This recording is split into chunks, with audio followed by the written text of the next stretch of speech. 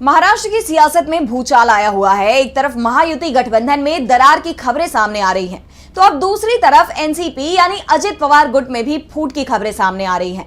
लोकसभा चुनाव के परिणामों को पार्टी के लिए बड़े झटके के तौर पर देखा जा रहा था कि पार्टी को अब एक और बड़ा झटका लगने जा रहा है।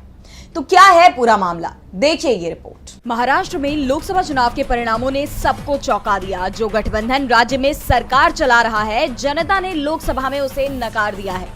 महायुति गठबंधन को राज्य में करारी हार का सामना करना पड़ा है। उसमें भी सबसे बड़ा झटका अजित पवार की एनसीपी को लगा था, जो 4 में से केवल 1 सीट पर ही जीत दर्ज कर पाई। अभी इस हार से अजित गुट उबर भी नहीं पाया था कि अब पार्टी के अंदर ही बगावत हो गई है। 18 से 19 विधायक पार्टी छोड़ने का मन बना चुके हैं। शरद पवार के पोते रोहित पवार ने दावा किया है कि अजित पवार के नेतृत्व वाली एनसीपी से 18 से 19 विधायक फिर से शरद पवार के पास लौटना चाहते हैं। उनके इस दावे ने महाराष्ट्र की सियासत में हलचल तेज कर दी है।